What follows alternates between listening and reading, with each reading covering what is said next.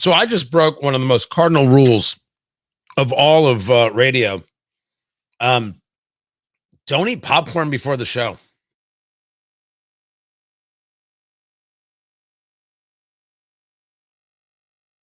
That was a big mistake.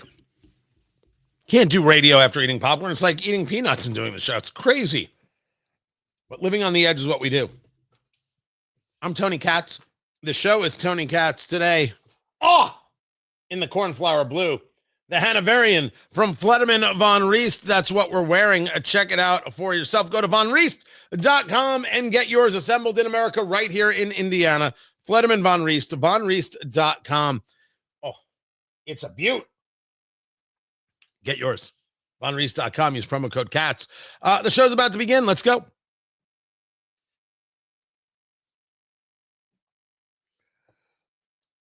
Do you bring back Abrego Garcia?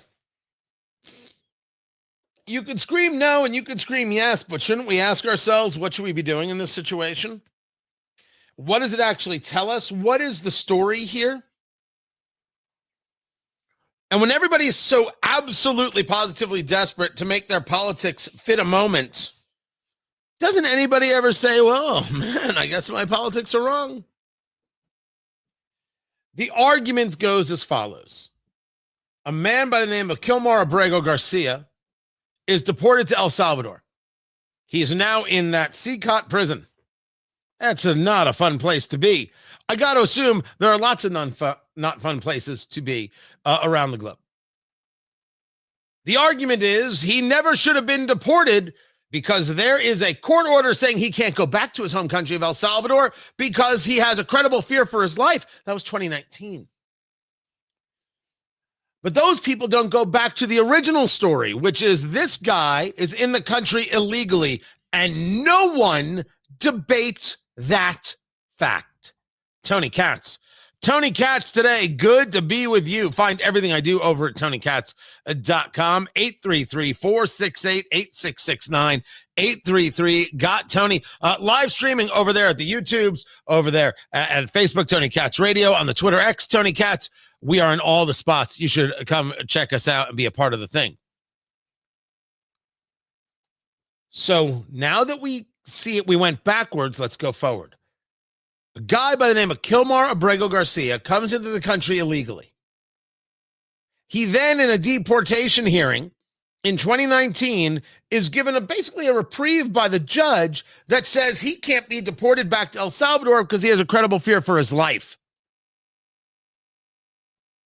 Okay.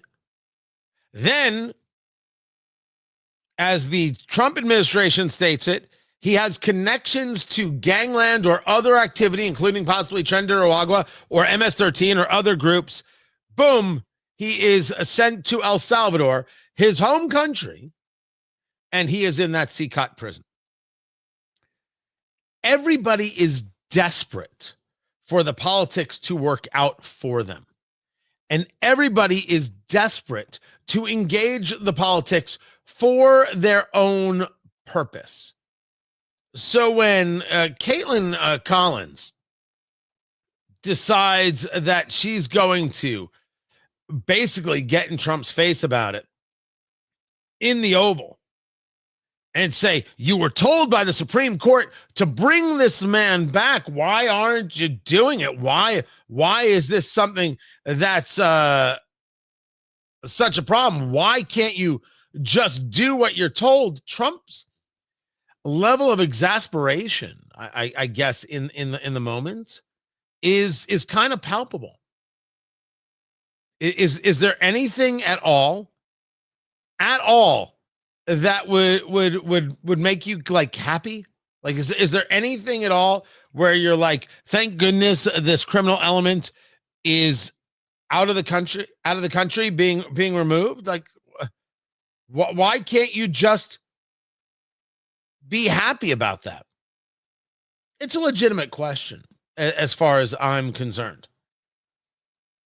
But more to the point is, what do you do if you're Trump? You really bring this guy back?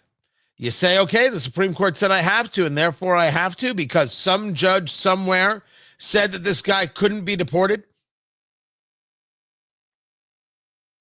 to El Salvador. I have no issue with the deportations. Absolutely none. I think the deportations are fine. I think the deportations are good. I think the deportations are important. There are people who do not belong in the country. They are not citizens. They broke the law, and that's the end of the ball game. And if we want to send them to El Salvador, he's made it a very safe place. People go and they feel very secure and safe. He's also built one, but other also prisons, very big ones. And we're using his system because we're getting rid of our criminals from out of the United States who were allowed to come in by Biden. We're getting them out. And the president is helping us with that, President Bukele. So I was very impressed with him, really very impressed. Great guy. Could we use it for violent criminals, our own violent criminals? I call them homegrown criminals. Yes. I mean, the homegrowns. The ones that grew up and something went wrong and they hit people over the head with a baseball bat. We have, and push people into subways just before the train gets there, like you see happening sometimes. We are looking into it and we want to do it. I would love to do that. Well, he may have an issue there with the idea of imprisoning people who are adjudicated in El Salvador, but leave that to the side. We're talking about people who are here illegally. Those people should be removed. What we're hearing from the left is these people get due process. Whoa up. Not in the same way that American citizens get due process. Everybody understands this. Everybody knows there is a difference. But I am not going to argue that they don't get due process. That seems very, very obvious. That is what the court has said. The due process does not take away from the fact that these people are here illegally. Go back to the original conversation time and again. These people are here illegally. They have broken the law. So for the people screaming due process, for the people who are finally constitutional textualists, all of a sudden everybody is a disciple of Antonin Scalia, and it says what it says, and the Fifth Amendment says no person will be deprived life, liberty, the pursuit of happiness, or due process, and therefore, boom. Well, it doesn't say life, liberty, the pursuit of happiness. You know what I mean? It says due process. They won't be deprived of their life or liberty. Therefore, they get due process. Thank you. They'll all focus on that. But they won't focus on the fact that these people broke the law. So what they want is part of an argument, not the full argument, not the full conversation, not the thing that we have to deal with as rational people. Abrego Garcia broke the law. Why in the world did a judge in 2019 say that he couldn't be deported to El Salvador? Why in the world would a judge come out and say, well, listen, you shouldn't be here, but we can't send you over there? Why not? Why can't we send him over there? Over there is where he's from, not some whole new place. He's from over there. He should be going back over there. Well, if he goes back over there, he could be harmed. That's not an argument. That's insane. That's irrational. That is nuts. Do you know how absolutely verblungering cup? That's messed up in the head, a little bit of Yiddish. Do you know how insane you have to be to make that statement? Well, only some judge somewhere could make that possible statement that the guy here illegally has to stay here. That decision was not challenged in 2019 by the Trump administration, according to Andrew McCarthy of National Review. Wasn't challenged. He's the former U.S. attorney, assistant U.S. attorney for the Southern District of New York. Wasn't challenged. Not only that, when it came time for the deportations, the Pam Bondi Justice Department made no move towards either seeing if that decision can be brushed aside, can it be overturned, anything else? Nothing. Why not? Why not? Can I ask why it is that Pam Bondi, who I was very excited to see as Attorney General, is coming across so absolutely sheepish? We are going to engage on the way the president wants us to, and we're going to absolutely do great work with the president's vision. I want to know where the Epstein files are. Hi, how are you, Pam? Stop with kissing butt and start with doing work. If this was nothing more than a paperwork conversation, a designation conversation, a reconsider conversation, and enter the legalese as you see fit, why wasn't that done? Why wasn't that accomplished by the Attorney General of the United States? I am not a guy who is into incompetence. I don't want to hear you, Attorney General Bondi, talk about how great Donald Trump is one more time. We get it. We want the Epstein files, and we want people who need to be deported to be deported. Do the job. Dot the I's, cross the T's. That's the job. Don't get in our way. Don't get in his way. Very simple stuff. I know someone's going to yell at me. You can't talk about Pam Bondi that way. I'll talk about Pam Bondi any way I choose. You know I'm right. So what are you arguing with me for? It wasn't nice? Yeah, it wasn't meant to be nice. Because right now I've got a problem that seemingly could have been avoided. Now this guy sits in an El Salvadorian prison, which I don't disagree, has got to suck. Is it torture? It's a great question. I don't have an answer there. Certainly, if there was an American citizen, I would feel differently. And the people out there who want to somehow make believe that there's no difference, they're not serious folk and they should be pushed aside. Tony, it's only a torture if it's an American citizen. The reason I say that is that I do not know what day-to-day life is like inside this prison. I got to imagine it stinks. But this is not somebody who is guaranteed the rights of America. So therefore, what am I supposed to say when I know that the basis of this story, the origins of this story, is that he came to this country illegally? He's not even supposed to be here. That's the entire story. Not even supposed to be here today. So how does one handle this now when the Supreme Court says you have to effectuate his removal? Different than facilitate. It's an interesting use of the wording. Allow me. I absolutely believe that Donald Trump has to look Bukele in the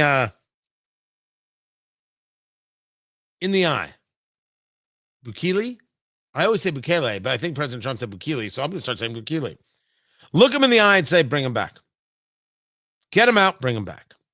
I absolutely believe that he has to do that. And you're going to yell at me, follow me all the way to the end. I don't disagree that letting him into the country was wrong. And I don't disagree that giving him this court protection was wrong. Of course it was wrong.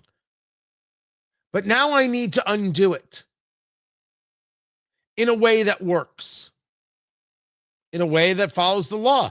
A nation of laws, not a nation of men. If you want to be bothered that the Biden administration was totally fine with destroying and sandbagging the country, they were. Whoever was running the country, because it sure hell wasn't Joe Biden, was fine with destroying and sandbagging the country. Look what Trump has done in less than 3 months just by doing it. Didn't need a single new law. Everything Alejandro Mayorkas said is a lie. Everything Joe Biden said is a lie. Everything Nancy Pelosi said is a lie. Same with Chuck Schumer. Same with Hakeem Jeffries. Same with all these despicable low-rent progressives. They all lied about the border because doing harm to America was the goal. And yes, I find that treasonous. And yes, it stinks that I would have to hold myself to a standard. Us to a standard. We to a standard, but I do.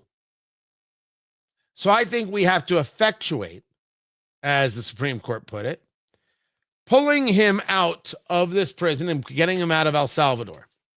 But I'm going to say this again, and I have not had anybody come to me with some level of challenge here. Who in the world said he had to come back to the United States? This brings us back in a full circle capacity to Trump's statement of wanting to put people in these prisons. People who do crimes here in these prisons. I do not know if that can be done. I do not know if that can be done. What I know is, based on the law, based on how I read it, no one said that Abrego Garcia has to come back to the United States. Maybe he can go somewhere else. This all starts with a baseline that there were people not protecting the country, not caring for the country, and not taking care of the country. They were purposeful in this, and that has to change. It is changing, and good. But I think the law has to be followed here, and the court's decision is the court's decision, and you got to bring them back. And then work to remove those restrictions and then deport them. And don't stop, President Trump. Oh, and if Pam Bondi doesn't do the job, fire her and get somebody else. I'm Tony Katz. This is Tony Katz Today. Isn't insurrection treasonous? Hey, how you doing? This is a January 6th reference, right? I would say to you three things. You can argue that if you're trying to overturn a government, that can be seen as treasonous. But since you had all these people who you've kept under lock and key, and you didn't actually charge them with things like insurrection, I don't know what it is you're saying here other than working out your own emotional demons. But if you're going to argue because of January 6th, I can't notice them being in the country illegally is a problem, and allowing it to happen could be seen as treasonous, well, that's just weird. Quit talking out both sides of your neck, Cat. Stand for something. You would talk out both sides of your mouth, not your neck. I don't have gills. That's weird. Super weird.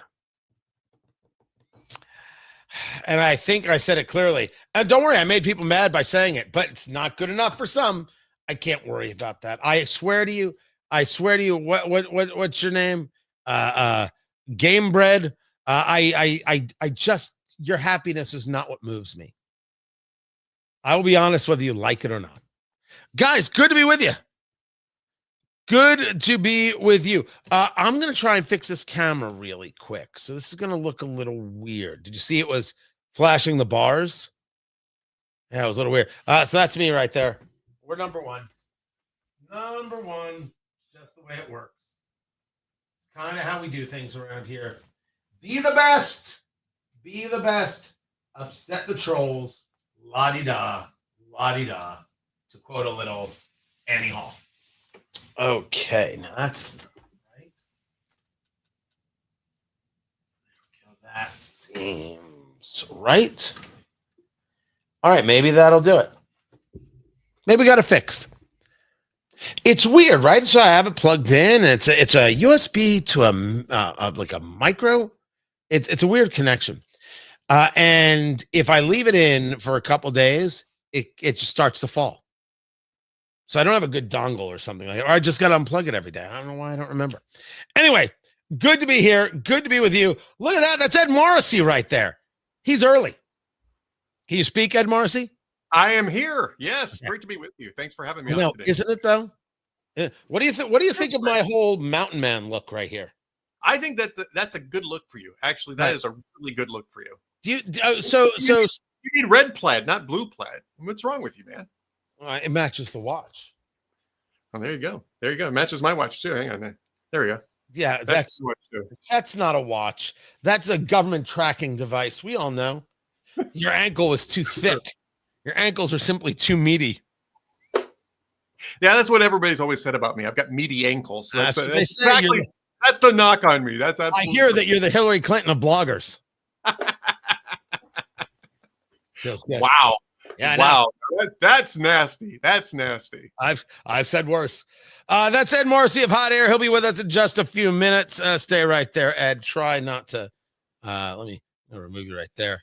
Make that easy to do.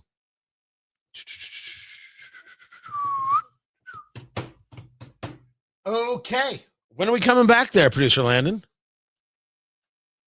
Music in 10 seconds. Fantastic. So I guess the moral of the story is some people are never going to love you. Some people are never going to love you. Not going to love everything you say. It shouldn't stop you from saying it. Should not do that. Meanwhile, we have a lot of stuff to get to. Let's get to it. We've got a White House briefing today I'm looking forward to. Of course, Ed Morrissey is there. And then there's the Russians. I've got that as well.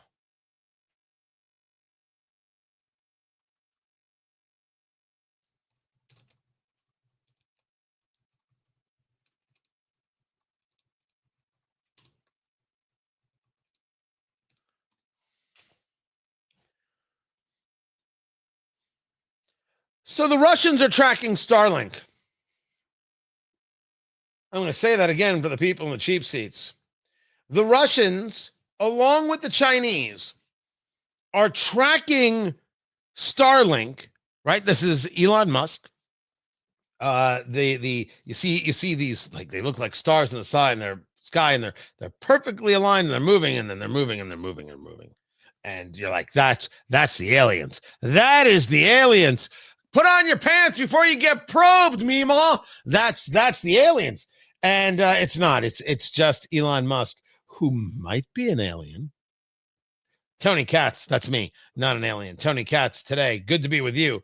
And what we're hearing is that Russia is so bothered that Starlink is being utilized by Ukraine for military use, right? This internet access, that they are now threatening Starlink. And China is joining in. This is from space.com. There's a 316-page document from the Secure World Foundation assessing the counter space capabilities of 12 countries: the US, Russia, China, India, Australia, North Korea, and South Korea. And so when they take a look at Starlink and what it's doing and how Ukraine is utilizing this because their internet is all messed up because of the Russian invasion, this is seen as giving aid and comfort, if you will, giving support to the Ukrainians. And Russia and Vladimir Putin is like, how do I stop this? So they're utilizing a system called Tobel, which was designed to protect Russian satellites from jamming. They're using that to disrupt Starlink over Ukrainian territory. I guess they couldn't find any Teslas to draw swastikas on or key. Went right for the satellites. This is Tony Katz today.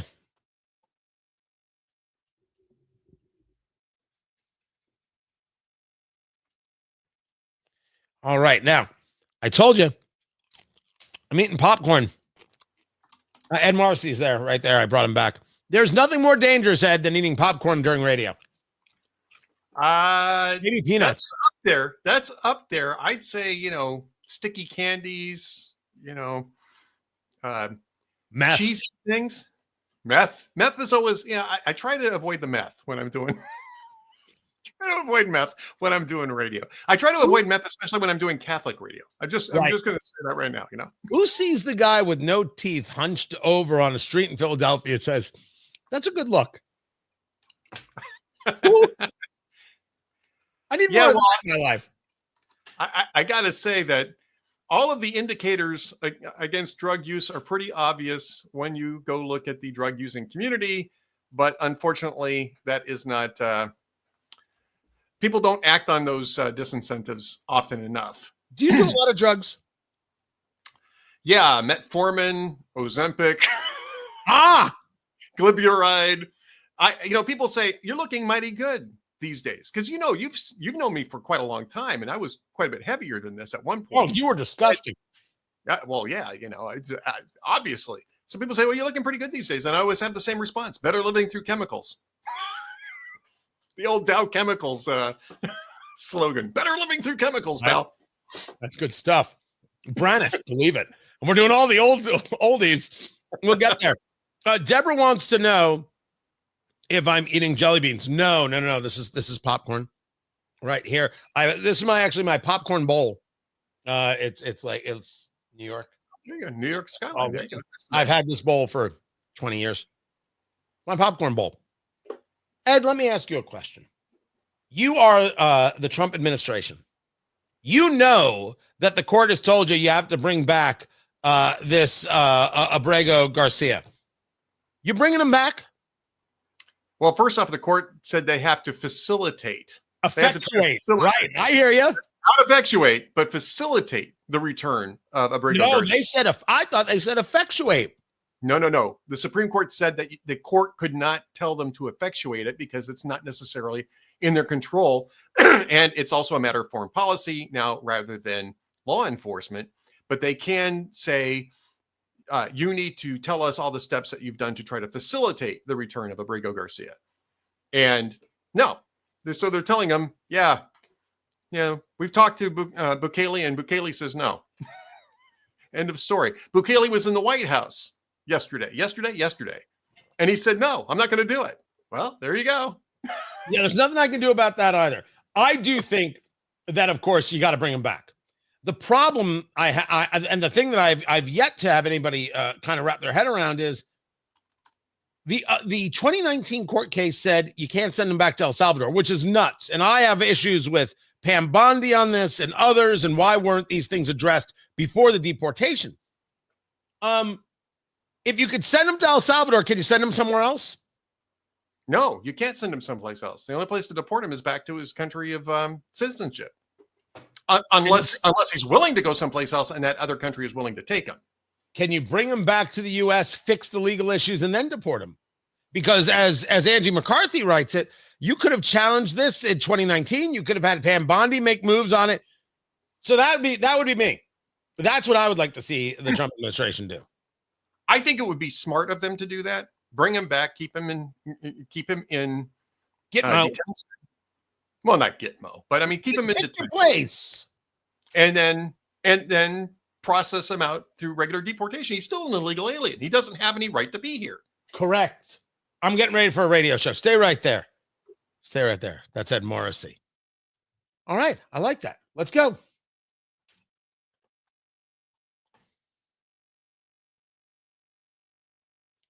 $2.2 billion worth of grants to Harvard have been frozen. Good.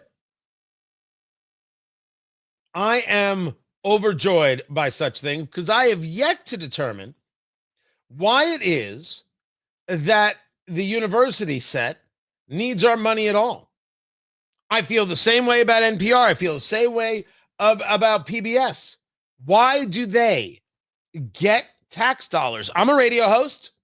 Where's my tax dollar? Where is my funding from the federal government to do this show, which is far more entertaining than anything NPR has ever created? Right? I mean, I could talk about like Woebegone. I have skills. Tony Katz today. Good to be with you. Ed Morrissey joins us right now from hotair.com. Got a little choked up just thinking about it. You can find them hotair.com and of course Ed Morrissey on the Twitter Xbox.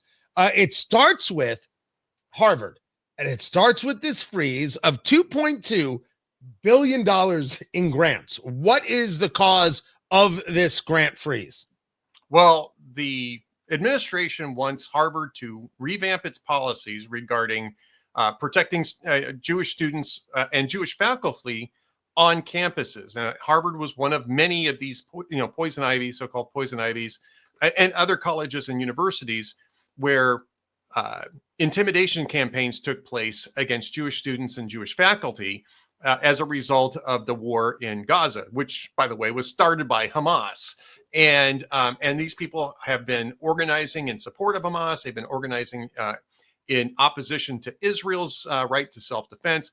Those are legitimate political, the latter at least is a legitimate political debate, but you can't close down campuses. You can't intimidate students on the basis of their ethnicity or their religion. That's violation of the Civil Rights Act. Title 6 and 7, I think both apply in that case. And Title 9 is for gender. And, or really, actually, to be more accurate, Title 9 is sex discrimination, not gender. And that was something that the court ruled on recently as well. And it's up to each administration to interpret what that means. Every administration interprets these rules in order to use federal funding to sort of yank the leash on colleges to employ the policies that they prefer. The Trump administration is doing this, and Harvard doesn't like it. They're claiming that it encroaches on their independence. How independent can you be if you're getting $2.2 billion from the federal government? That stuff comes with strings. That's not independence. What you're asking for is to secure your spot at the public trough without any conditions whatsoever, which has never been how those monies have been handled. Not by any administration in the past, and especially not the Barack Obama administration and Biden administration. The Barack Obama administration, I believe, went after Hillsdale College, which doesn't take any federal funding whatsoever. Talking to Ed Morrissey of hotair.com, I want to go over the strings thing again. I think that is an important thing to note. That, you very often hear that Donald Trump is picking people who will be loyal to him in his cabinet. All he's doing is picking loyalists to work with him, as opposed to any other president. They don't pick people who hate them. Reagan got grief for firing people who were opposed to his wholesale changes. They couldn't believe in Washington he was going to fire these people. What do you think happens in the real world here? But this idea of strings attached, I think is maybe better represented, and I'll take your thoughts here, on will you share the proper ideology? Right. And usually what has happened is when any level of Republican takes office, they don't touch those things for fear of being called anti-education, et cetera. That's what's been going on over the last decades. You're exactly right about that. And this administration doesn't care about that. They don't care about being name called. Trump has gone through a whole lot of this already, and he's you can't say it on the radio, but basically he's past the time of giving any cares on that particular score. He's going to do what he's going to do, and he doesn't really care what if he gets called names for doing it. And this is exactly the same type of mechanism that led the Obama administration. In fact, it's the exact same mechanism that led the Obama administration to force colleges and universities to overlook due process concerns dealing with allegations of sexual harassment and sexual assault on campuses. They forced the schools to adjudicate these things without any sort of due process for the people who were accused of these actions. And it turned into a Salem witch hunt on these campuses across the country. There's all sorts of these stories.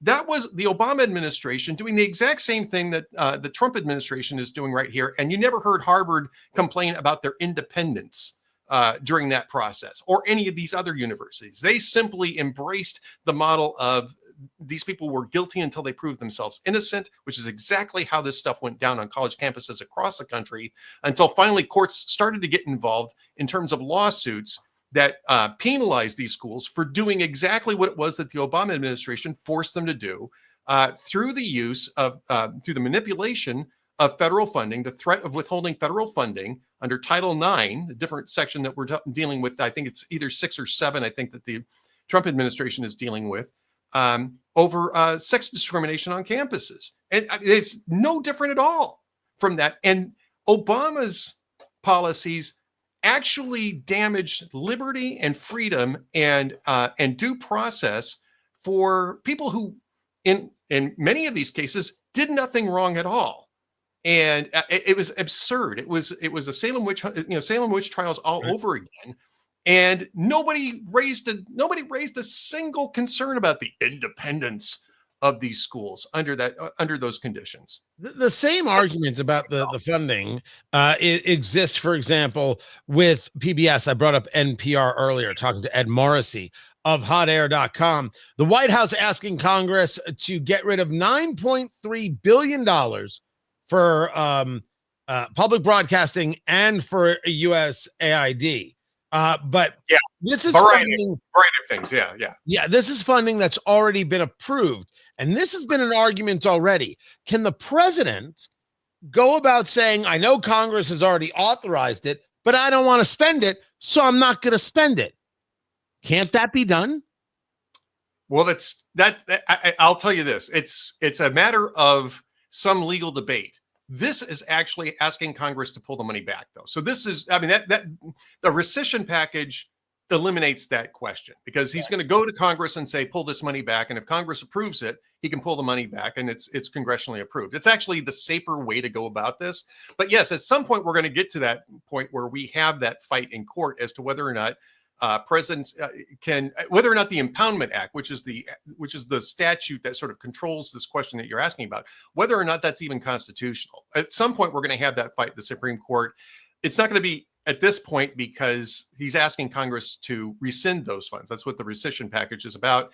Rescission packages have to be executed within 45 days of being introduced. They only require simple majorities in both chambers of Congress, so there's no filibuster.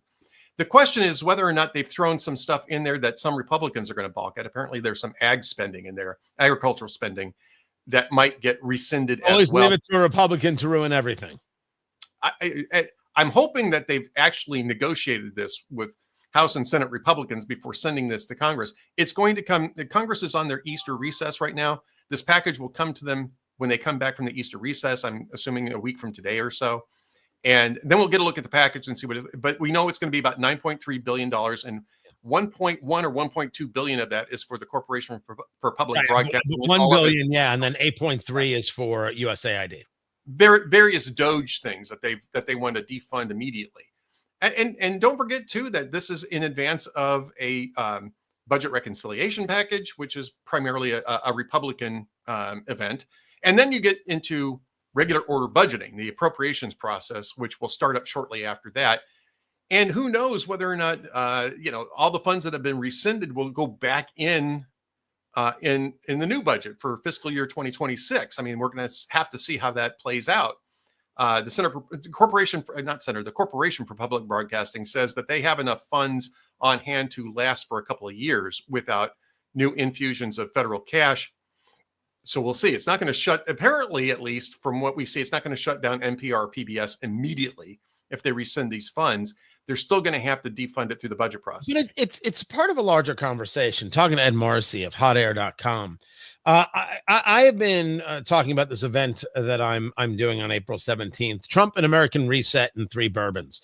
And I'm taking a look at the first 100 days, a big show, a couple hundred people will be in attendance, and breaking down Trump, comparing him to other first 100 days, and really getting into this idea of reset and what it means. A lot of the things that we're seeing is saying that, and this is where people voted for him and have a real issue with establishment, is that everything you guys said was good. It's not that it was bad. It's that it didn't get anywhere. We have no result from it. And what we'd like to see already is a result, and stop giving in to these people who tell you that you're bad.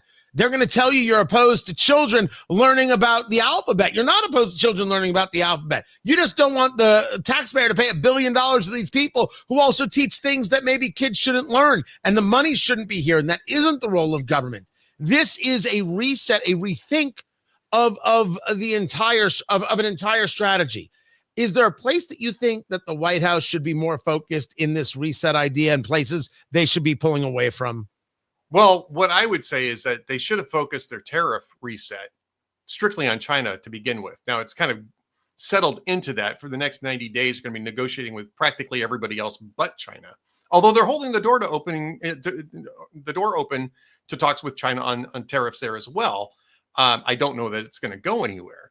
But I think it would have been better to focus that strictly on decoupling the U.S. economy from China and getting, our allies, our other trading partners to be on side with us with that. So that would have been my first strategic suggestion.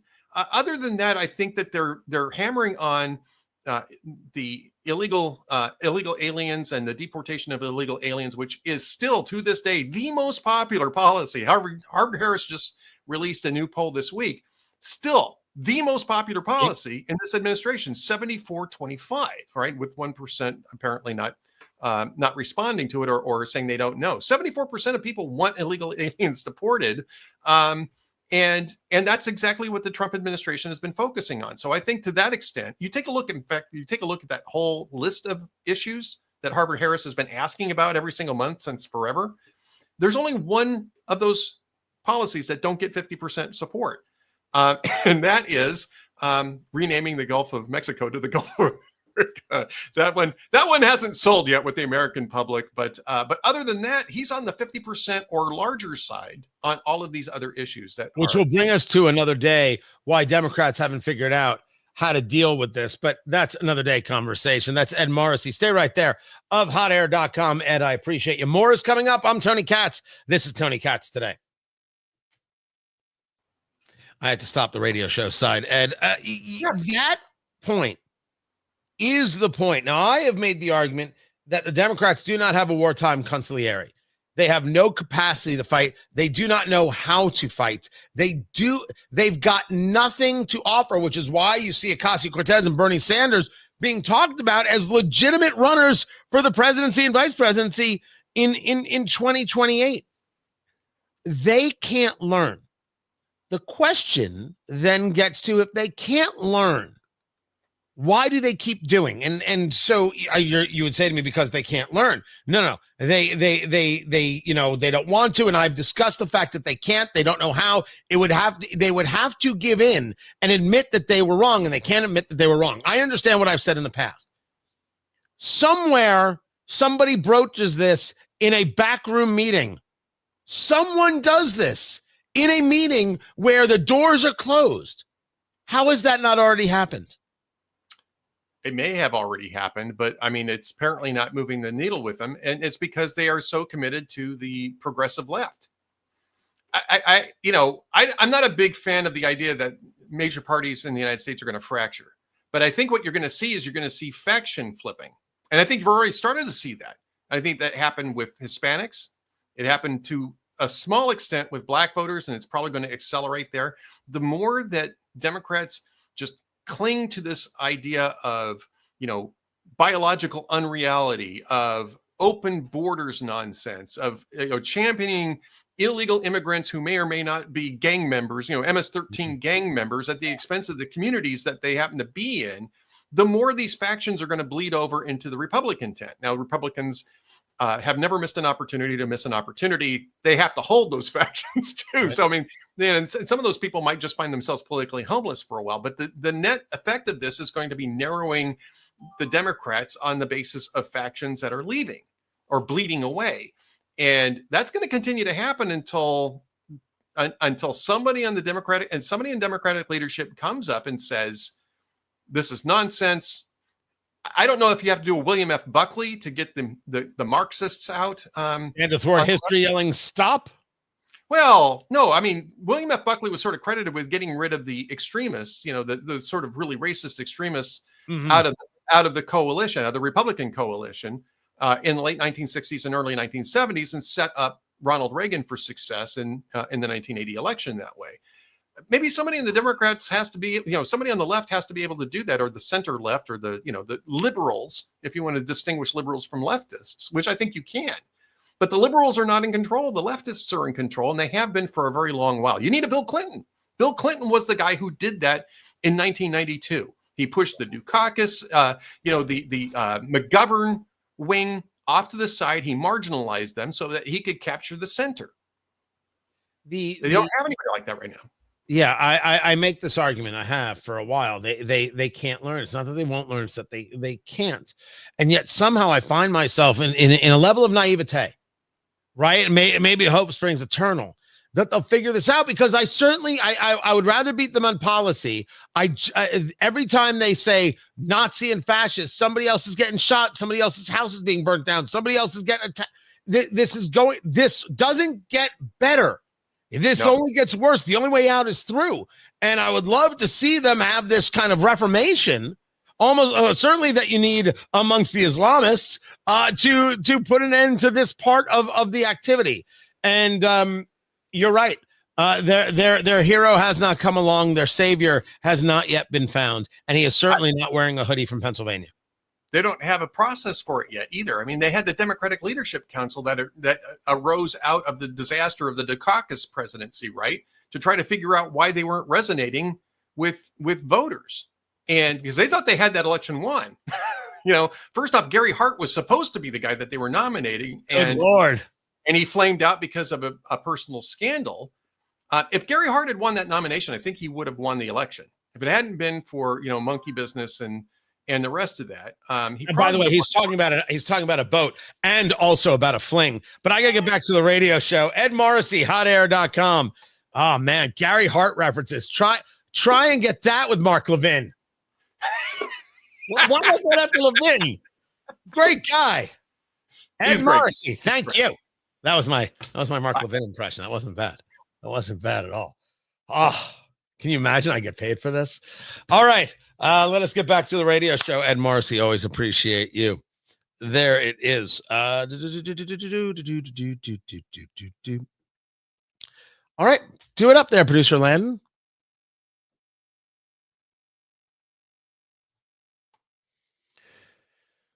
There is sewage making its way from Mexico to the United States. I did not know this was happening. I'm willing to bet dollars to donuts that you also did not know this is happening. And if you're asking me, Tony, did you just say dollars to donuts? It's something my father used to say. And so it just hit me. Tony Katz today. There are millions of gallons of sewage flowing from Mexico into the United States. San Diego County is actually having to close beaches. According to the San Diego County Supervisor, Jim Desmond, this is an environmental catastrophe hitting the southern border. I, of course, have the same question you do. If this is an environmental issue where sewage from Mexico is destroying beaches, how come the lefty granola crunchy types aren't there to demand that Mexico do something about this? You know why. Don't look at me like that. You know. Because they can't bring themselves to say, oh, Mexico, you have to stop it. Mexico is clearly oppressed. Mexico is oppressed and the United States is the oppressor, and therefore this can't be right. It must be something that the United States has done wrong. Fascinating story. This goes along with a story about a water treaty with Texas and Mexico. 1944, there's a water treaty, and somehow Mexico is not living up to its treaty and making sure that the U.S. side of name the body of water that they're talking about is getting their water supplied. So now Trump is focusing on that. But this idea of American reset, I mean, don't get me wrong, I've got the event coming up, so it's been on my mind. But there are in so many ways this is taking place. And I think for a lot of people, this goes back to first term and NATO. That was the first inklings of we do things differently around here. And that differently is not bad. You can understand how it upset an establishment set, whether it be Republican or Democrat. You pay, wait for it, your fair share. Utilizing the Democrats' term against them. That's what you do, NATO. You got to pay up. You got to at least try. Mexico, we have a treaty. You're not living up to it. We're not putting up with it. Now we drop the hammer to get you to move. I think sometimes the hammer is not always the best tool because not everything is a nail. But this idea of reset is saying we don't get treated like this. Why is anybody truly opposed to that idea? We'll discuss coming up. I'm Tony Katz. Guys, do love me some Ed Morrissey right there. So if I have it right, let's see if we can see what's going on here. So we will have the White House daily briefing is going to be happening in, what is that? That's just a little bit. That's at 1 o'clock. That's at, I can't do it here. I'll do it here. Can I do it here? You see it? No, you do see the mouse. Oh, look at that. 1 o'clock right there. There it is. So we will definitely be taking that and sharing our thoughts on it. We take the break right now. My advice is smoke them if you got them. That would be me. I was eating the popcorn, so I didn't have a cigar. I might grab one though. You never know. I'm glad that you're here. Don't forget. Oh, look at that. Look at that. That right there is the Hanoverian from the good people at Von Riest. Von Riest watch a company. Thrilled to work with these people. Thrilled to be their brand ambassador. Thrilled to tell the story of this family business, these brothers, and wanting to connect with their German heritage with something that they just are passionate about, which is the creation of a great timepiece, comfortable and affordable and valuable. And assembled right here in the United States, assembled in Indiana. Go to Von Riest, Rieste. Go to vonriest.com. Use promo code KATZ, K-A-T-Z, and get your discount. Do that right away. Go to vonriest.com and use a promo code KATZ, K-A-T-Z, and get your discount. That is a blue face. That is actually known a cornflower blue. It's like a blue purple right there. I wore it because I was wearing this. I'll put on a different one if you want. According to Sarah, who runs all our digital, this is a good look for me. I don't know, but it's so nice to be told I'm pretty. So I wore this right here. We're going to take a break, and we'll come back when the radio show comes back. I'm glad you guys are here. Enjoy the chat room. Hang out. Do your thing. We will be back in no time.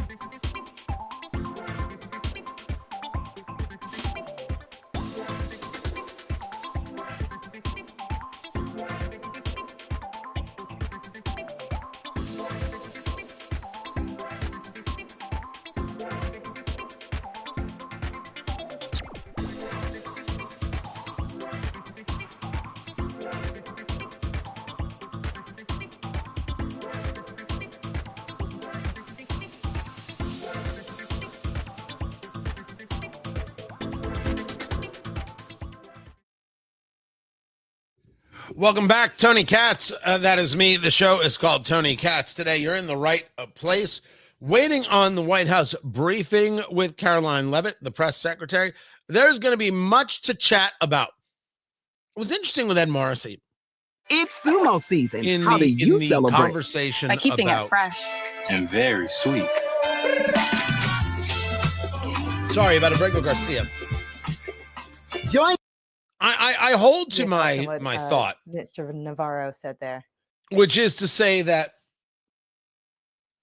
the White House should move to bring this guy back and then work the process to be able to deport him.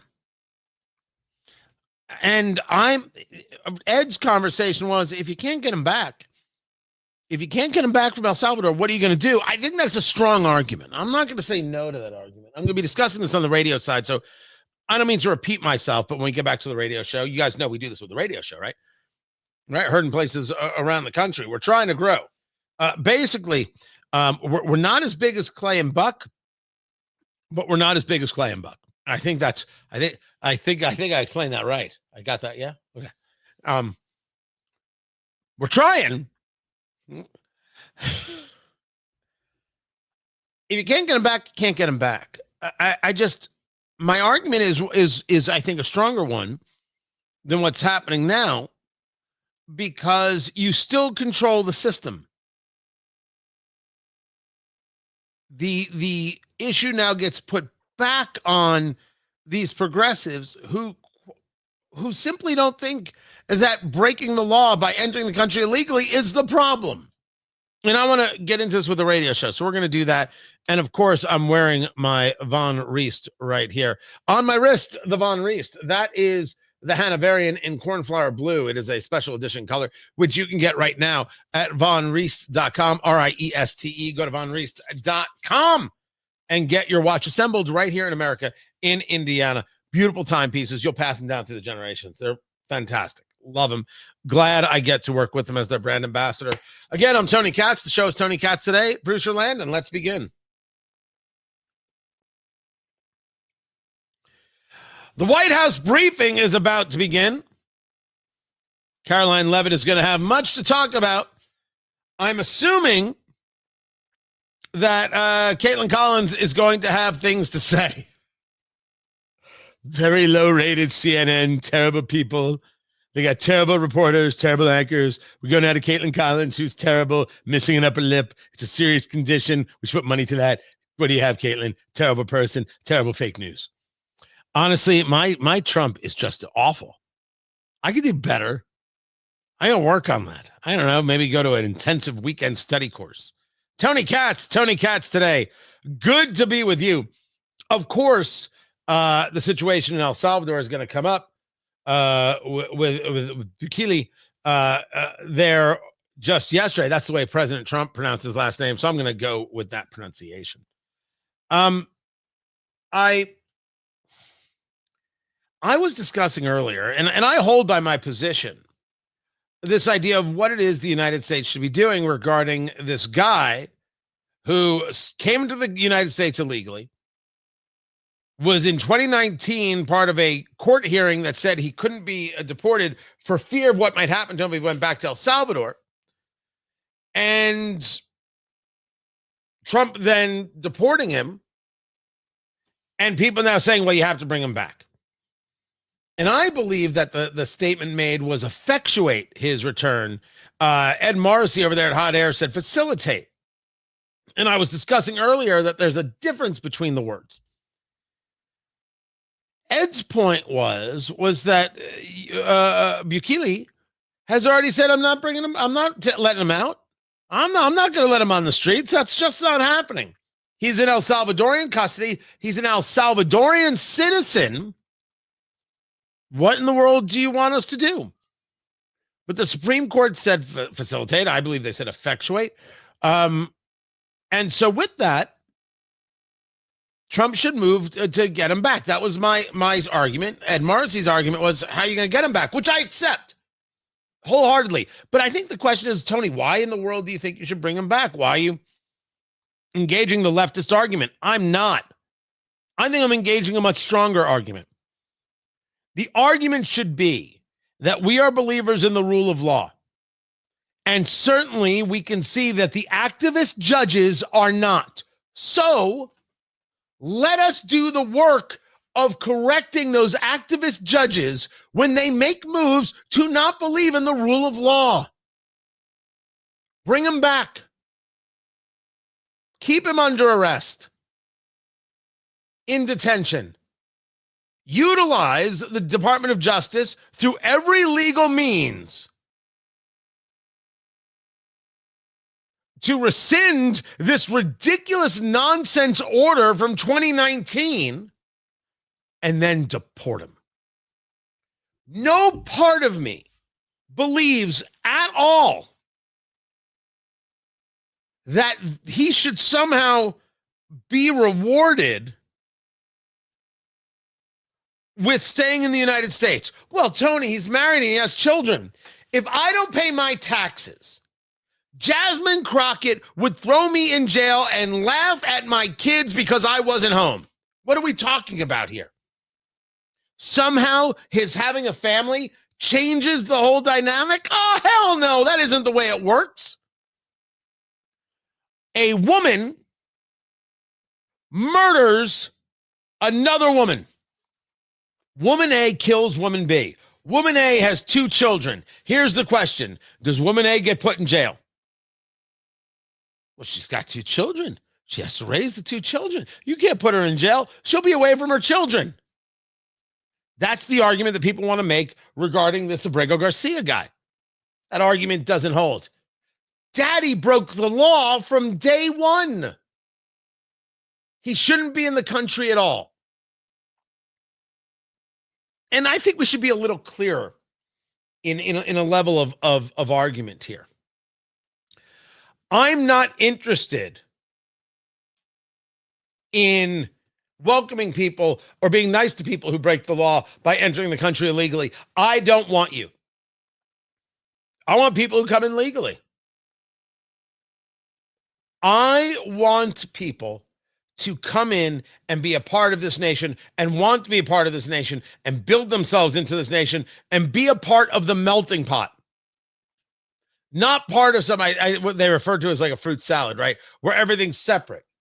I want everybody being in the whole thing together. I want everybody being a part of us and recognizing that us is better than where they came from. I think we should say so. I think we should say so loudly.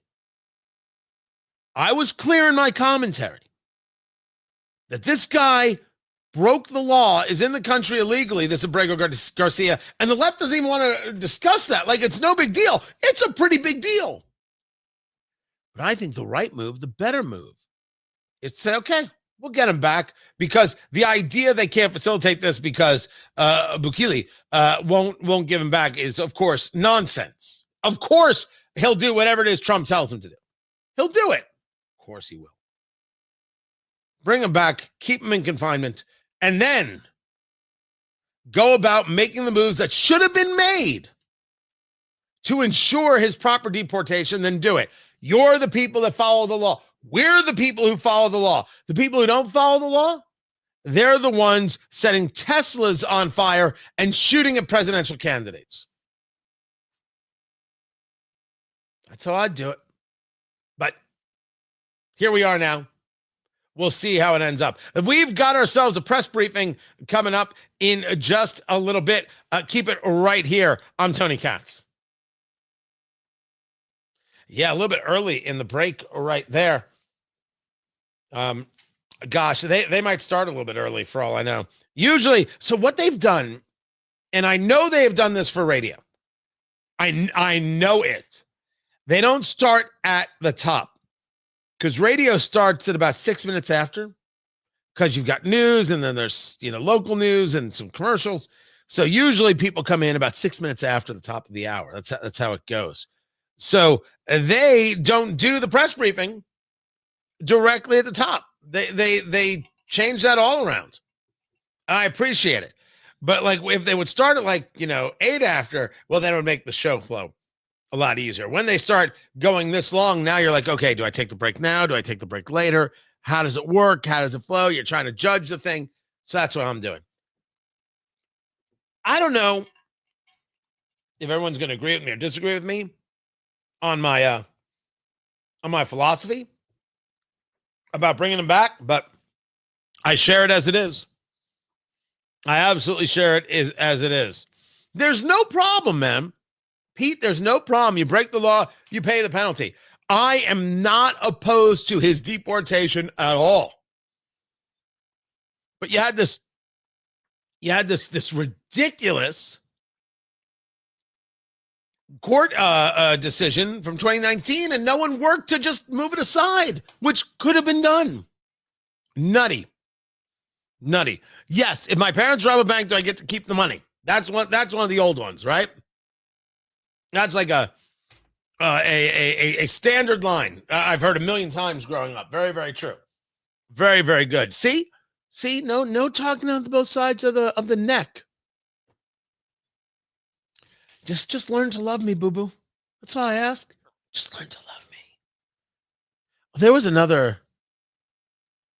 What this? Wait, I have something right here.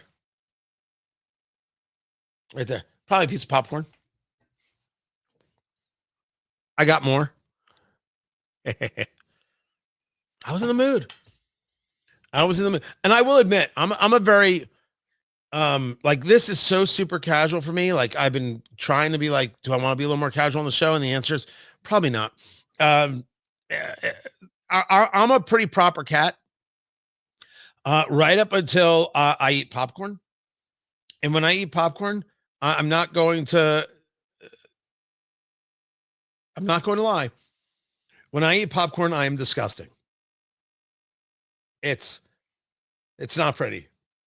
I'm not proud. I'm not proud. I'm happy.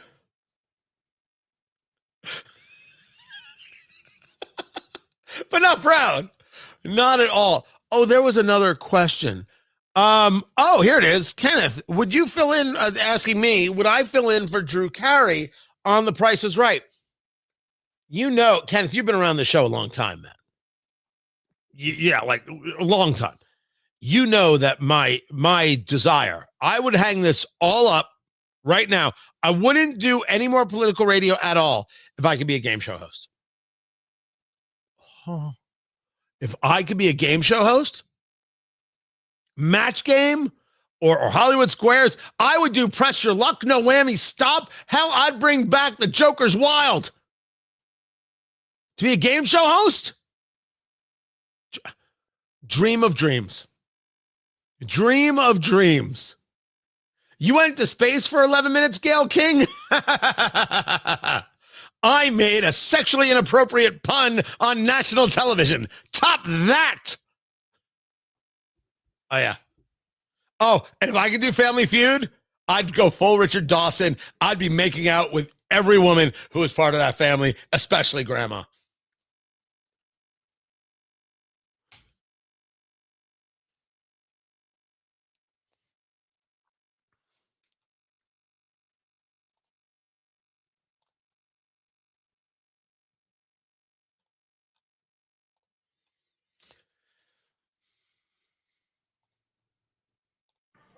Donald is a criminal who was guilty of 34 felony counts of fraud,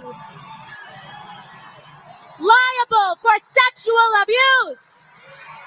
Of course he's lying and abusing and manipulating the stock market too.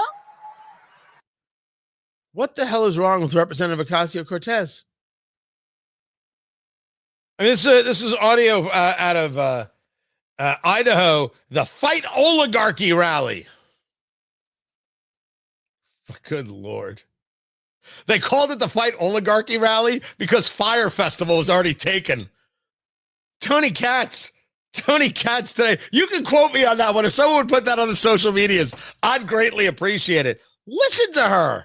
Donald Trump is a criminal who was found guilty of 34 felony counts of fraud, liable for sexual abuse. Of course he's lying and abusing and manipulating the stock market too.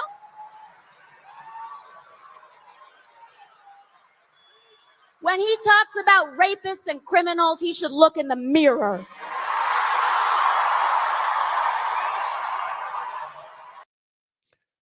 Never mind the content. What is with the voice? That is not normal. She doesn't sound like that. Very, very weird. So, by the way, are these events. But when you're trying to, test the ground in your run for president, because that's what's happening here. Of course, she's trying to see what could happen. She's trying to see how it could all come together. Of course she is. Why would anybody question such a thing? She's trying to see if there's really an opportunity, and can she do it on her own, or does she need Bernie? I would argue she needs Bernie. I do not believe that she has the strength or she has the respect to get it done on her own. And you say to me, there's respect for her out there? Listen, there are progressives. They exist. And they like all sorts of kind of nonsense garbage things. So this is not necessarily new. But outside of her New York district, I can't imagine that she is well liked or well loved. Can't see that being the case. Don't see where her appeal is going to be outside of some cities in the Midwest, right? In Oklahoma City, she might get a crowd, but in the rest of Oklahoma, no one cares. In Nashville, she might get a crowd, but in the rest of Tennessee, does anybody care? I can't. If she went to Memphis, I assume some people would show up. I assume those on the outskirts of Memphis wouldn't even bother driving in. They'd be like, nah, that is not a draw. Sorry, I don't want any part of that. That is not in any way interesting. Meanwhile, there has, as we know, been an arrest in the arson case regarding the governor of Pennsylvania, Josh Shapiro.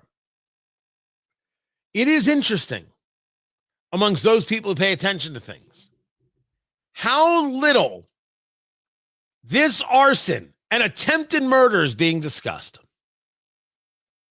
Why is it that the political left isn't making mention of what took place, of what happened? Is it because this guy who went after the governor on Passover clearly is through statements and other things on the political left? Is it because at first look, you say, what's with the beard? Is it because he was already known to be somebody with mental illness? His mother tried at 4 different police departments to have him locked up because she knew he was going to engage in an act of violence. And no one helped. Or is it that they know, certainly the look would show, that this was an anti-Semitic attack going after the Jewish governor, trying to kill the Jewish governor with a sledgehammer, and the Democrats don't want to mention the fact that they've got an anti-Semitism problem as big as the Seder table? Well, it's something. If it's not one of those things, you can enter your own thing. I'm listening. I'm all ears.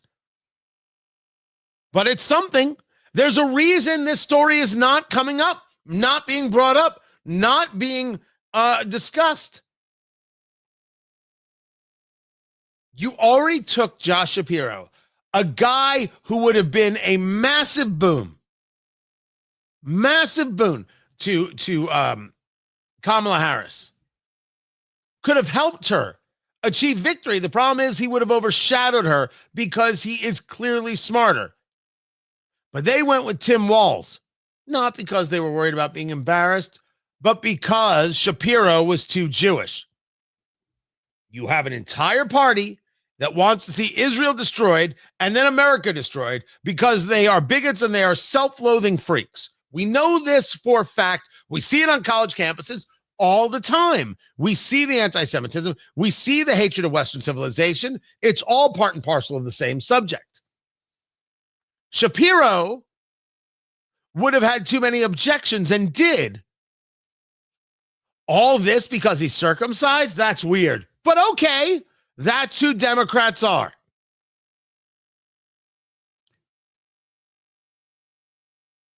I would say that it seems obvious. I'll still wait for the investigation. This guy actually told the courtroom that medication led him to all different types of behaviors. You want to blame it on medication? You can. I don't know. I don't know if I believe you. I don't know if anybody else believes you. But even if we were to believe him,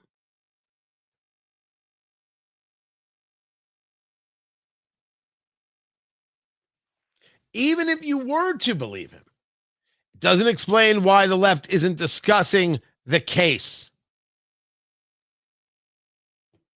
They're not discussing the case because it makes things look bad for them. Very, very bad for them. I had this for you as well. Where, oh, good Lord. Where was this? No, I'm not playing any Ana Navarro for you. Oh, thank goodness. The Blue Origin flight is getting a lot of talk. Blue Origin is the Jeff Bezos rocket. It doesn't go into space. It goes into the stratosphere, and it does this call it a low-level orbit, and then it comes back down. And don't get me wrong, it's still fascinating. It's still cool. It's different than what Musk is doing. And Jeff Bezos put some lady folk into the stratosphere. Gail King from CBS and his fiance Lauren Sanchez and Katy Perry and a couple others. These 6 women. And people have the audacity to call this a historic crew. And these 6 had the audacity to talk about all of their training and all of the hard work, and to talk about how they had to have their uniforms made to really fit women, not men. And I asked yesterday, almost in passing, are women embarrassed by this? You didn't do anything. You put on a cat suit. Basically, you could have been an extra in an Adam West Batman series, Batman episode. You didn't do any of the engineering. You didn't do anything scientific, and for 11 minutes, you got the experience of floating in space. Why would anybody call this historic? Why would Katy Perry come back and say, I really got in touch with my, divine feminine self? I asked, are women embarrassed? It turns out, yes, they are embarrassed, because Gayle King and Katy Perry, and I don't remember who else, you're embarrassing. These are embarrassing, shameless people. Not shameful, shameless, having no shame. Just be like, that was amazing. I'm not quite sure how you put that in words. That weightlessness is something that it's the Matrix, and I couldn't explain it. You have to see it for yourself. You have to feel it for yourself. Because what you did was not heroic, and what you did was not special. What you did was space tourism. That's all. And you weren't even the first ones to do it. You're like the 5th ones to do it. It's very unimpressive when Mel Brooks wrote a song about it 40 years ago. Jews are in space. We're zooming along, protecting the Hebrew race. So, it was nice to see that people were embarrassed by it. These people are ridiculous. Gayle King is a ridiculous woman. Katy Perry is a ridiculous woman. You have daughters. You don't raise them to be like Katy Perry or Gayle King. Oh, sure, you'd like to get paid, but that's just embarrassing. We'll see if we get to the White House press briefing. Keep it here. I'm Tony Katz. This is Tony Katz Today.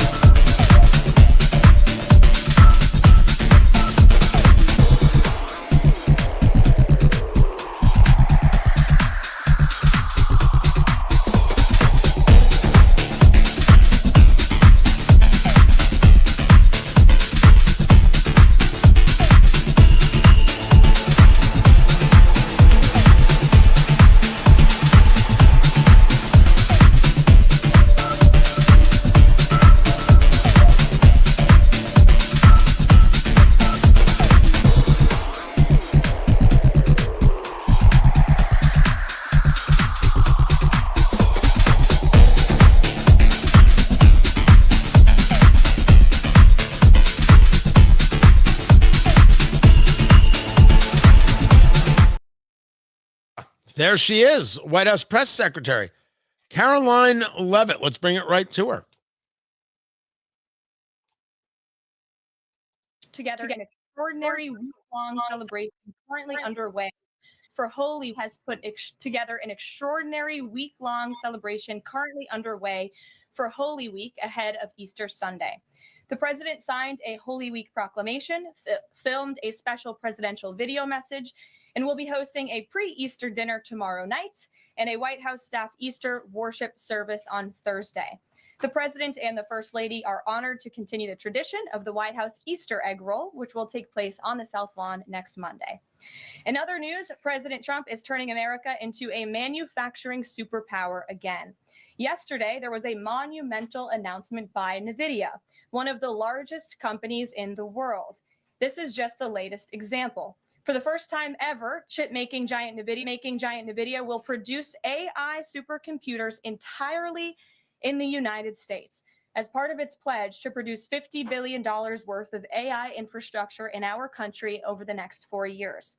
With their manufacturing partners, they have commissioned more than 1 million square feet of manufacturing space to build and test NVIDIA Blackwell chips in the great state of Arizona and AI supercomputers in the great state of Texas.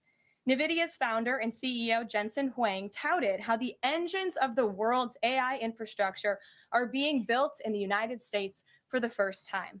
This is the Trump effect. This follows trillions in other U.S. investments announced already, including $500 billion from Apple in U.S.-based manufacturing and training, $100 billion from TSMC and U.S.-based chips manufacturing, and the $500 billion private investment led by OpenAI, Oracle, and SoftBank in artificial intelligence infrastructure. Under President Trump, we're going to produce the cars, the ships, the chips, the airplanes, minerals, and medicines that we need right here in America at the hands of American workers. On the border, President Trump continues to break records and protect our homeland. According to CBP, Border Patrol apprehensions along the southwest border for the entire month of March 2025 were lower than the first 2 days of March 2024 under Joe Biden. Incredible law enforcement officers are arresting violent illegal aliens from American communities every day. Here are a few examples from the latest ICE report, which I received this morning. ICE Los Angeles arrested a 54-year-old citizen of Mexico convicted of rape by threat, sodomy with a person under 14 years, and kidnapping in San Jose, California.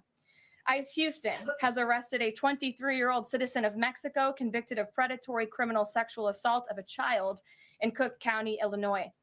ICE Houston arrested a 64-year-old citizen of Honduras convicted of murder in Los Angeles County, California. ICE Chicago arrested a 49-year-old citizen of Guatemala convicted of assault and arson in Prince Williams, Virginia, not far from here. ICE Denver arrested a 36-year-old citizen of Mexico who is registered as a sex offender and has been convicted of sexual assault of a child. This is Caroline Levitt going through a laundry list of things that the administration 50-year-old citizen of China has convicted done of sex trafficking in Bel Air, to Maryland. stop And ICE illegal Boston arrested immigrants from being violent in the United States. Tony Katz today, good to be with you. Those who are involved in sex trafficking, those involved in rape, those involved in assault. I mean, this is incredible, this list. She started the press conference to the White House press secretary with a conversation about investment from NVIDIA and before the chip maker, another $500 billion or $500 million. And then talking about Holy Week and that the Easter egg roll will be next Monday. Of course, hitting all of the highlights. The key here is going to be questions they get to regarding El Salvador. A really interesting post from Margot Cleveland, the professor, about how these deportations can work and where the extent of American rule of law is. Let's take it back to Caroline Levitt, the White House press secretary. Alien. Of course, I am referring to Rachel Morin. And if you didn't see yesterday, a Maryland jury found illegal alien Victor Antonio Martinez Hernandez guilty of murdering Rachel Morin in August of 2023. She was a 37-year-old mother of 5 who was jogging in an otherwise safe community northeast of Baltimore when this monster ambushed, strangled, and beat her to death before stuffing her brutalized body in a tunnel drain. The Morin family finally got justice yesterday, but they will never get Rachel back. Our hearts go out to Rachel's family, her 5 children, and her mother, Patty, who has suffered the unimaginable loss of her daughter. In case you missed it last week, President Trump signed a national security presidential memorandum directing federal agencies administering federal land on the border to make land available to the Defense Department in a new national defense area. This followed the president's day one executive order committing his administration to marshal all available resources and authorities to stop the unprecedented flood of illegal aliens into our country and to obtain complete operational control of the borders of the United States of America. Once again, the president is fulfilling another key promise. This new national defense area spans more than 170 miles across our border in New Mexico. But in the coming weeks, this administration will add more than 90 miles in the state of Texas. A reminder that there are things going on that this country is all in favor of. Things that fall on that 80% side. 80% of the country is with. And border security is one of them. It is one of them. Even if we want to discuss this idea of Abrego Garcia, and I've given my thoughts on it, I can move on from it. The country is in favor of this. Only the progressive isn't. Which again goes back to the conversation a little bit earlier. If you missed it on the live stream. Which is, I understand that the progressive cannot learn. They can't learn. They can't learn. It's not that they won't, it's that they can't. Because to learn would have to admit that they were wrong. But you mean somewhere in the deep recesses of some meeting, they still haven't at least tried? The answer is no. And they're not about to try. They're really not about to do that. If they don't want to accept what is popular, if they don't want to accept where America's at, that is fine. They'll just lose elections. The thing that we cannot do is allow them to control a narrative to try and move people to winning. I can break down a conversation as well as anybody, but dear Lord, you're not going to get me to think that this guy from El Salvador who came to the United States illegally should somehow be allowed to stay. I don't buy into that one bit, and neither should you. Let's take it back to the press briefing as the question is about anti-Semitism. When it comes to Harvard, the president's position on this is grounded in common sense, in the basic principle that Jewish American students or students of any faith should not be illegally harassed and targeted on our nation's college campuses. They shouldn't be legally harassed either, Caroline Levitt. Discrimination take place on the campus of Harvard. There are countless examples to prove it, particularly with the stunning confession by then Harvard President Claudine Gay, who said that bullying and harassment depended on the context. The president at Bay, who said that bullying and harassment depended on the context. The president at that time made it clear to the American public he was not going to tolerate illegal harassment and anti-Semitism taking place in violations of federal law. So the president made it clear to Harvard, follow federal law, no longer break Title VI, which was passed by Congress to ensure no student can be discriminated against on the basis of race, and you will receive federal funding. Unfortunately, Harvard has not taken the president or the administration's demands seriously. All the president is asking, don't break federal law, and then you can have your federal funding. I think the president is also begging a good question. More than $2 billion out the door to Harvard when they have a more than $50 billion endowment. Why are the American taxpayers subsidizing a university that has billions of dollars in the bank already? And we certainly should not be funding a place where such grave anti-Semitism exists. And I'm curious, you had just mentioned Rachel Morin, and I'm a Maryland man, and I think most Marylanders appreciate what you were saying today. We've seen that Chris Van Hollen, who was Rachel Morin's senator, basically threatening to fly to El Salvador to press for the release of someone who was in America illegally.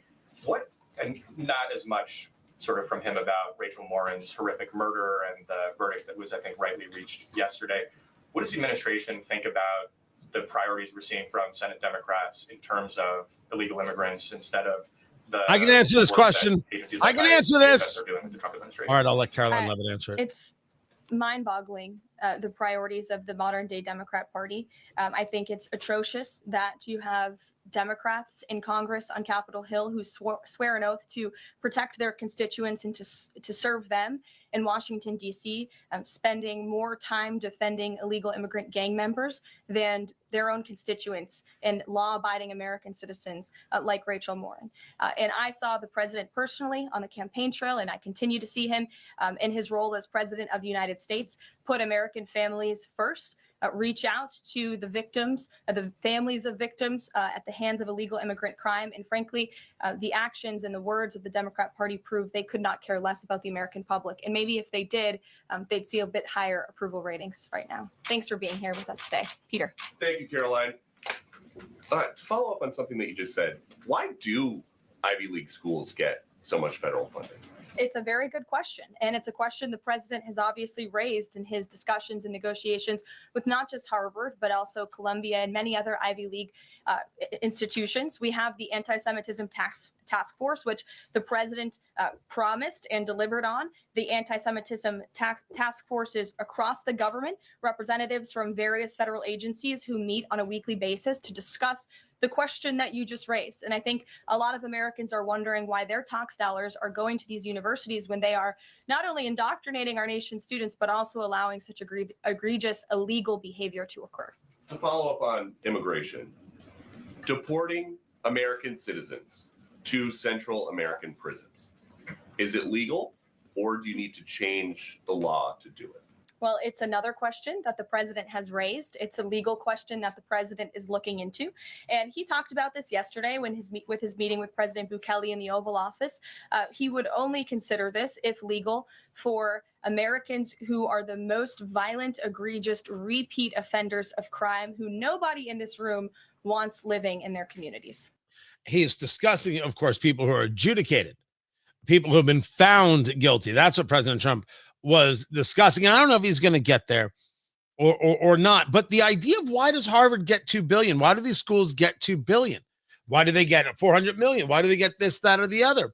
And the answer is because they walk the proper ideological walk. That's why. Our problem, amongst many other problems, is the agency class and really the NGO, the non-governmental organization. The non-governmental organization is a group of so-called Americans working earnestly against American interests, against you and me, and being paid to do so with our tax dollar. We are paying someone to punch us in the face. We are paying for the people to hate us, to be able to hate us with more and more fervor. That is the non-governmental organization. It is absolutely a governmental organization. It is an ideological organization that gets fed outrageous amounts of dollars, and there's lots of these organizations, more than just one, through this agency shell game that DOGE is cutting through. Why do you think the left is angry? They're going after your Social Security. That's what they tell the poor, unsuspecting schmuck. That isn't the story, though, because Elon Musk doesn't want your $642 a month. He's got $300 billion. You know what he does with $642? I'm assuming it involves wiping of an area. No, this is about the exposing of the mechanisms utilized to funnel dollars to friends and to move about changes of narrative, move about opportunities to desires. These groups are anti-American groups. You could argue not all, but I could argue way too many, because one is too many. And as we've discussed on the border repeatedly, you have people who lie. The NGOs teach people to lie and claim refugee status and claim this and claim that and claim the other. It happens constantly. Constantly. And yet we do this. Same thing is true of how the money ends up getting to Harvard, because they're doing the right things with the money, meaning pushing the ideology and desires that we want pushed. This is what people voted for, to end this madness, to end it. This grossness, this silliness. And it's a great reminder that when people say, my gosh, you want to harm colleges and we need you, it's because you're not college educated, the left is college educated, and that's the experts. No. Your college education has damaged you and destroyed you, and it's hurting the country. And we don't look at that as expertise. We look at that as dangerous. And if you've got degrees from Harvard, we're not interested in hiring you. And we sure as bloody heck don't want you running a country because you can't. This is all good stuff. This is what Americans absolutely voted for. Take Harvard's $2 billion, even if they comply. Our money should not go to any university. Give it back to the people. Or I'm totally willing to pay off student loans of nurses. We need more nurses. I'm Tony Katz. This is Tony Katz Today. Let me bring it back to this. Told you the reason. It was a counterterrorism operation, a deportation of foreign terrorists, not illegal criminals who have been convicted of heinous crimes living in our American communities. Two different things. Foreign terrorist, illegal immigrant criminal, two different things, two different definitions. You should look them up. Christian, go ahead. Yeah, thanks, Caroline. Does the president support raising the corporate tax rate to pay for all these other tax cuts he wants to see move through Congress? Look, I've seen this idea proposed. I've heard this idea discussed, but I don't believe the president has made a determination on whether he supports it or not. And then secondly, do you have any information on the status of Eden Alexander? Hamas says they lost contact with the unit guarding him following an Israeli airstrike earlier today. I don't have updates. I have not seen that report, but I can certainly check in with our National Security Council. I have spoken to the president about Eden Alexander, and he's made it very clear to our national security team that finding him is a priority, but unfortunately, I don't have any updates to share. But it's a very important matter, and certainly we can check in. Sure. Hi.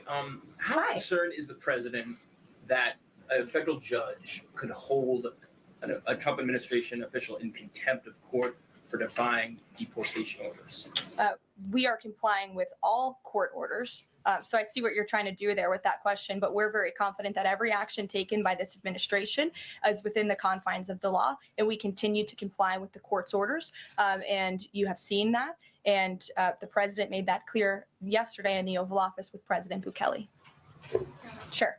Thanks, Caroline. Could you, just going back to El Salvador, could you just explain to us a little bit more about the legal basis on which you may be able to send U.S. citizens to prison there? I know you said that President Trump is looking at it. I don't know if how they're going to work that one out.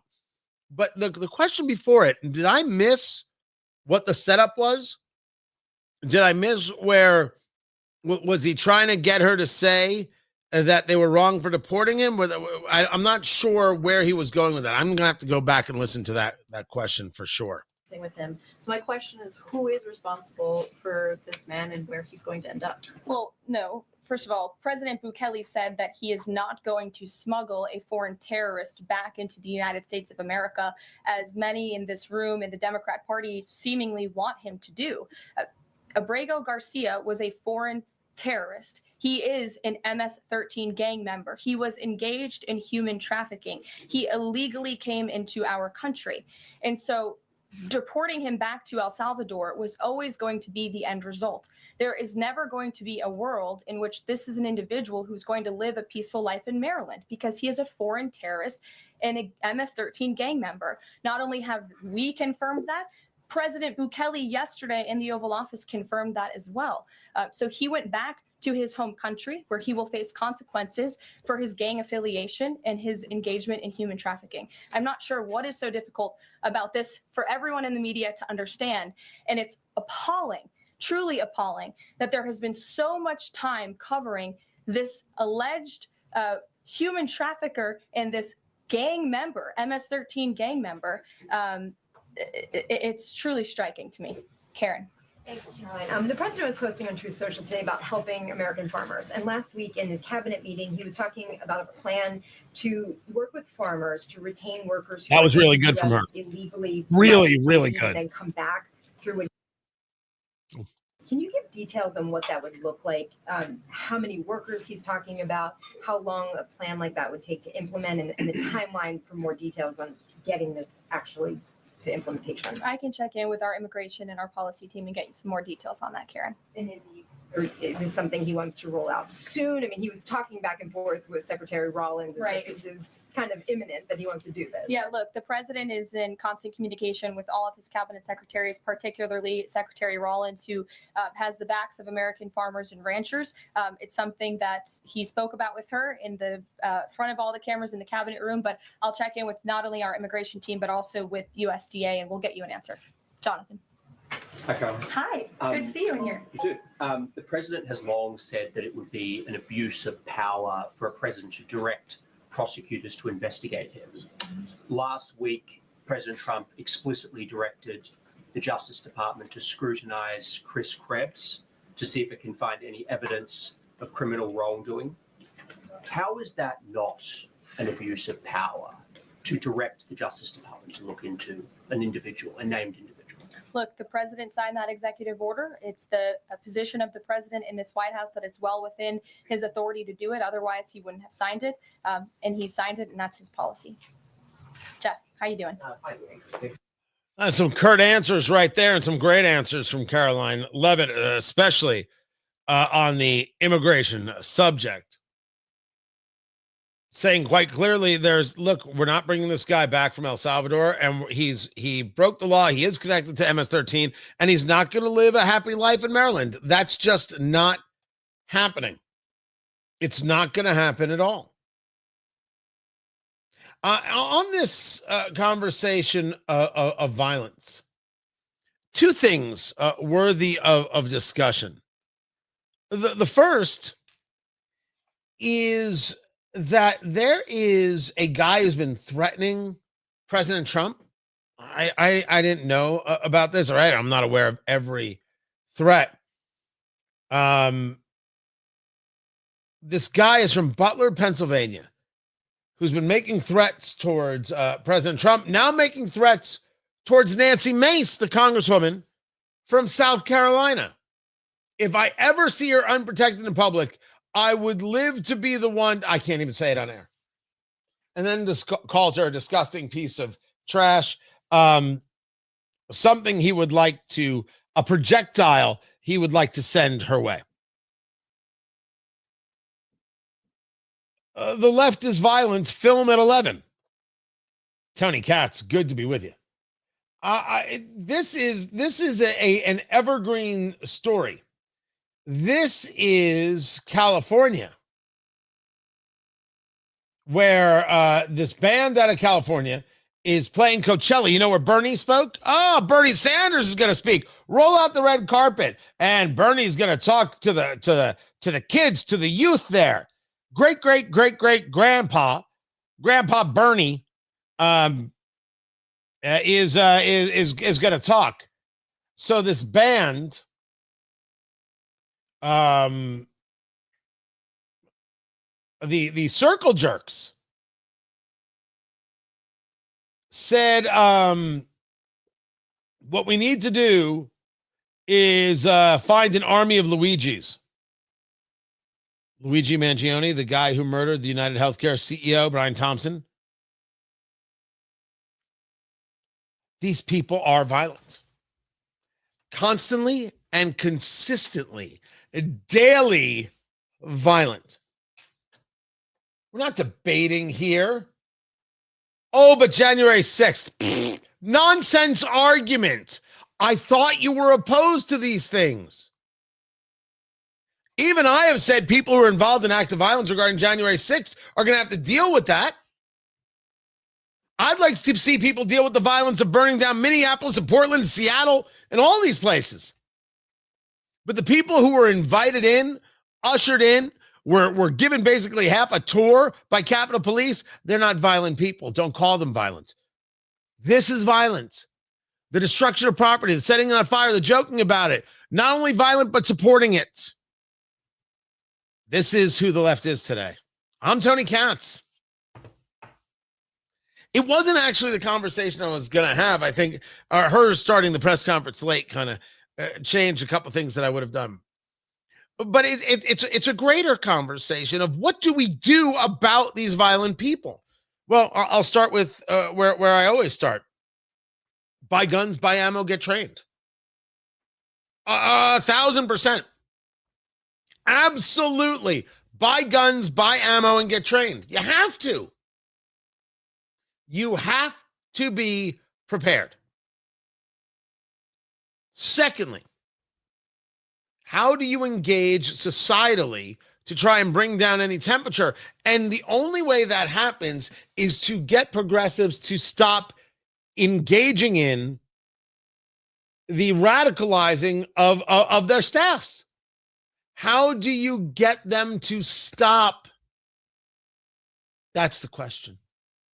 How do you get them to no longer call people they disagree with fascists and Nazis and dehumanize and laugh at the destruction of property? How do you get them to stop? How do you shame someone who has no shame? How do you shame those who are more interested in power than they are in your existence? Man, that's a good question. I make the argument that the only way out is through, and I truly believe that to be the case. I didn't say it was fun. I didn't say it was fun. It's far from fun. I'm convinced more and more that this madness will stop when it stops, and it's to an extent, I would argue, painful to know that I can't. I want to. I've got a platform, an opportunity, and I can't get these people to stop. I can be rational, and I can be decent, and I can be angry, and I can be vicious. I can do all the things. Nothing's going to stop them from this cult-esque belief that they have. They will watch the people around them die from the Kool-Aid, and then they will say, they probably drank it wrong. That's how much true believers they are. You know, it's the expression that when I first heard it, I was stunned. I had never heard it before. No one believes the con more than the mark. Right? The confidence man is there to bring people in to being suckered. And the only person who believes the con, no one believes it more than the person who is the mark, the person that the con is going after, because that's what it's designed to do. These people think that they are righteous, burning things down, destroying property, throwing pies at robots, intimidation and taking over buildings, and playing dress up with Hamas where if they were in Gaza, they'd be dead or raped in an hour. I don't know how to make that stop, but I am convinced the only way out is through. We gotta keep going. Raise our kids better. Raise our kids smarter. Demand better. Demand smarter. Don't give in to the madness, and make sure that their madness gets quite literally economically choked out of existence. That's why you don't give the money to Harvard. You don't give the money to the NGOs. You don't give the money to PBS. You don't give the money to NPR. No more of that. You compete just like the rest of us. Put your message out there. See who reacts. See who responds. See who comes to it. You don't get a deal, and you don't get to work in the shadows with our money to do damage to us. We don't care what happens to you. Don't care what happens to your grandma, to your kids. No. Because you did not care what happens to us. Those are the facts. I'm glad you guys are here. Glad you guys are part of the show. I am back tomorrow, and I don't think we have a briefing tomorrow, so we'll have a bunch of other stuff to get to. And as always, my thanks to Flederman Von Rees. Look at that beauty. That's the cornflower blue right there. I got a couple. It's an incredible timepiece built right here in Indiana, assembled in the USA. This is a Miyota movement here, Japanese movement, a beautiful one right there. That's just going to keep on working. Beautiful automatic, and you're going to love how they're built, how they feel, all the different styles. Go to Von Reest, R-I-E-S-T-E. Go to vonreest.com and use promo code CATS to get your discount. I hope you will. I hope you go and tell them I sent you. And it works. It works for me very, very well. Can't thank you guys enough. My thanks to Ed Morrissey for being here. My thanks for all the comments as well. Great to have you all here, and I will catch you tomorrow. Take care.